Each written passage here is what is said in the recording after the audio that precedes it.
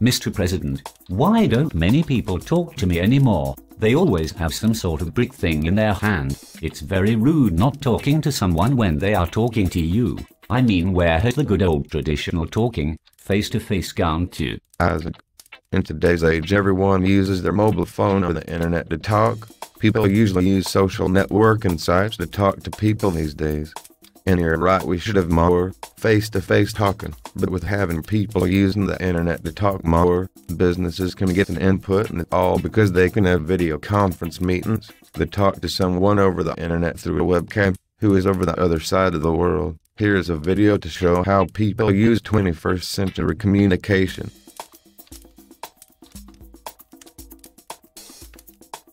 Internet, mobile phone. My God, the world has changed. Yes, it is, and it means jobs can get done a lot more quicker. It is getting done quick because everything is all done through the internet and mobile phones. They can use tools like Facebook to advertise their business a lot more. It also helps the environment because it means that businessmen don't have to travel as much.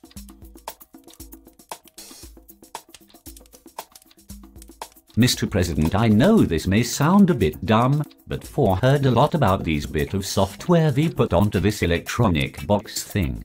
People have been talking about word processing, presentation, and email. They all sound very fuzzy to me. I mean, what do they do and what can they be used for? My God, you really don't have a clue about the real world. I will start off by saying it's called a computer or PC, not a metal box. And the software that I'm going to talk about first is word processing. This is a piece of software that people use to write up documents, letters, notes, creating tables.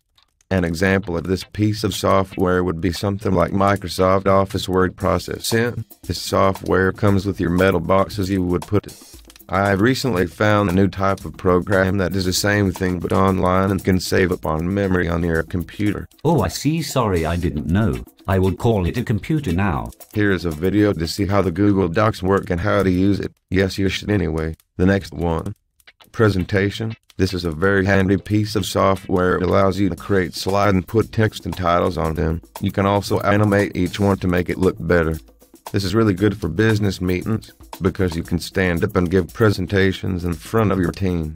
An example of presentation software would be Microsoft Office PowerPoint. Here is a video that shows an example of using Microsoft PowerPoint. All of this sounds really good. I like the idea of having animated slides. Tell me more. Okay, calm down. Last one, email. Now this is a very clever piece of programming. It allows someone to send an electronic letter to someone else over the internet. This is done by having what is called an email address. It's like an electronic address.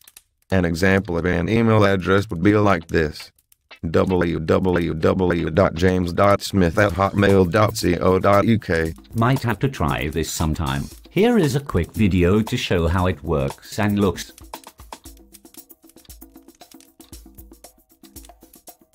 Don't you want to hear the advantages and disadvantages about these pieces of software? Actually, that might be handy. Well, the word processing has some good advantages to it. There are standardized format, easy to mass produce, use of templates, easy to edit. And the disadvantages are it requires user training and it requires specific software. The presentation also has some good points about it too. There's a lot of animation you can do on each slide, and it is very easy to use. The bad points are that the free software you can get has its limitation on what type of things you can do a slide. These are all very interesting. It will help me decide where either to get these pieces of software or not. Let's hear the last one. The email software is very good because it allows you to send emails to anyone, but only if you know their email address, and it's free to use.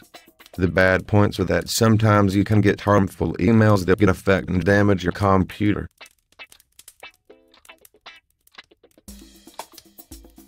Wow, that sounds amazing. I must try all these sometime. Can you tell me a bit more about the internet? What is it? Well, the internet is like a doorway to the outside world. You can find out so much. I can tell you about different things you can do on the internet if you want. Okay, sure, go ahead. I need updating on it all. You can use the internet to do things like blogs, video logs, and video conferencing. Alright, this sounds interesting. Carry on. Okay, Illinois, start with blogs. Blogs are like an electronic diary. You can write stories onto it and what happened in your day. And sometimes you can share them on social networking sites. An example of websites that you can do this on are sites like Blogger.com. Here is a video example of how blogs work and how to use them. Alright, this sounds good. It saves me handwriting everything. Yes, it saves time, which is one of the advantages about it, and it's also free to use. But there are bad points about it too, because although it's good to use, and you can type anything you want, this may be a disadvantage to business because they don't want to see that sort of stuff, because it's not relevant. I see, so although it's good and easy to use, businesses won't find this appropriate. Yes, that's true. Now our video logs. This is a way of recording yourself on camera and posting it on the web so you can video yourself telling people how your day went. So it's the same as the blogger, but it's more watching it. And an example of the site that uses this would be youtube.com. The good points is that it's easy to do, but it does take a while to edit and upload it online. Alright, sounds a bit difficult to me because I'm guessing you will need a webcam to do it. Yes, that's true, but they're easy to buy and install. Alright, that's okay then. Now our video conferencing. This communication device is very clever. It allows someone to talk to someone else through a webcam who is on the other side of the world. There are a number of software that allows you to do this. An example of some is Skype and Mission. The advantages of this is that it is free to use, and that it's good for business meetings, but the bad thing about it is that it does need a good internet speed, and depending on the time of day depends on the quality of the speech and the video. Wow, the world is really moving on in its communication. But to be honest, I think I will stick with traditional speaking. It's easy for me. Okay, but you will really benefit from it, Isaac. I'm sure I would, Mr. President, but this is far too advanced for my time. Thank you anyway.